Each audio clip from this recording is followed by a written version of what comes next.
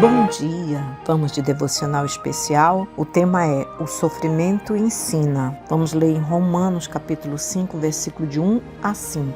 Eu arrisco dizer que a melhor forma de o ser humano aprender alguma coisa é por meio de um cenário de sofrimento. A dor durante um curto espaço de tempo tem a capacidade de nos ensinar aquilo que há anos e anos de vida boa não conseguiriam. Ao longo da história da Bíblia, encontramos vários exemplos em que Deus utilizou alguns episódios de dificuldades para trabalhar nas feridas do homem e trazer cura. É evidente que Ele nunca colocou ninguém na posição de ser machucado, mas permitiu que o ser humano passasse por situações complicadas para curá-lo, transformá-lo e tirá-lo do lugar comum. A vida é um caminho de escolhas, uma escolha em que você decide se quer ou não aprender com as lições. É nos momentos difíceis, por exemplo, que na maior parte das vezes temos um contato mais profundo com Deus. E em minha vida não foi diferente. Os períodos mais complexos foram também os que eu estive mais perto de Jesus e dependi dele.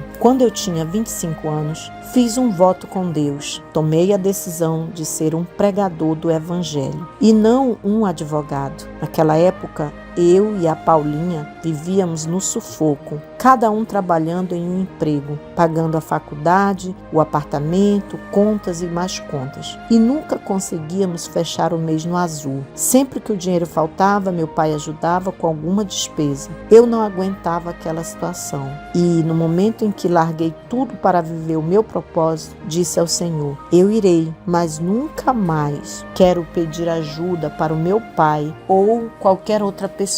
Se for para viver dependendo do Senhor, eu não quero depender de mais ninguém. Eu é que quero ser a pessoa que vai abençoar e ajudar outras. No entanto, viver na pregação não é nada fácil. No início, eu vivia à base de ofertas. Não era um cachê. Eu era convidado para pregar em alguma igreja e depois os irmãos me abençoavam com a quantia que era possível. Até que, certa vez, depois de ter feito aquela oração e começado oficialmente no ministério, fui pregar em uma igreja e recebi um envelope no final do culto. Cheguei em casa, abri a oferta e a igreja havia me abençoado com R$600. Comecei a fazer as contas no meu caderninho de despesas e por fim percebi que ainda faltava 300 para fechar as contas do mês. Apesar de estar com o meu coração apertado, não liguei para o meu pai. Em vez disso, chamei minha esposa, dobramos os joelhos juntos na sala de casa e eu orei: Jesus, sei que você está ouvindo essa oração.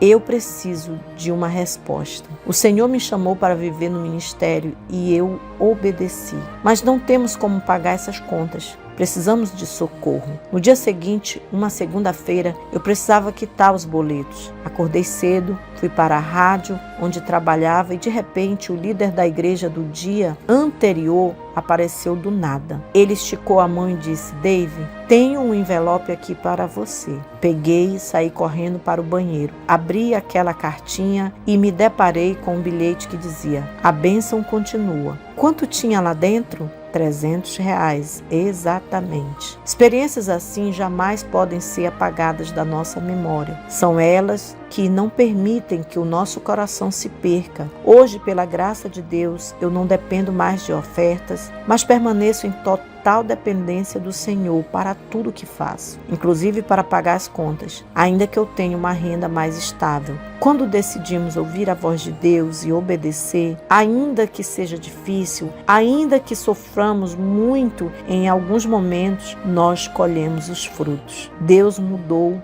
tudo em minha história. E não pense que Ele nos deixou confortáveis ou nos poupou das dores, mas valeu e continua valendo a pena. O sofrimento, por pior que seja, não dura para sempre. E diante dele, a cada circunstância, temos duas opções: fazer das dificuldades a nossa muleta para desistir ou o degrau para subir mais alto em nossa história. Você pode escolher enxergar apenas um deserto cheio de sofrimento, ou decidir confiar em Deus e desfrutar no meio da dor, do lugar de provisão divina, de onde sairá mais forte e parecido com Jesus. Só depende de você. Passos práticos. Declarar a palavra de Deus é uma das ferramentas espirituais mais importantes quando passamos pela escola do sofrimento. Por isso, não tenha medo de usar esses versículos nas horas difíceis, crendo em cada palavra que você proferir. Sim, faça isso em voz alta, confiando que a palavra de Deus não volta vazia, mas cria realidades no mundo físico e espiritual. Primeiro, declare: Tu, Senhor, conservarás em perfeita paz aquele cujo propósito é firme, porque ele confia em ti. Isaías capítulo 26, versículo 3. Segundo, o Senhor é a minha rocha, a minha fortaleza, o meu libertador, o meu Deus, o meu rochedo em que me refugio, o meu escudo, a força da minha salvação, o meu alto refúgio. Salmos 18, versículo 2. Terceiro, falei essas coisas para que em mim vocês tenham paz. No mundo, vocês passam por aflições, mas tenham coragem, eu venci o mundo. João, capítulo 16, versículo 33. Shalom, graça e paz.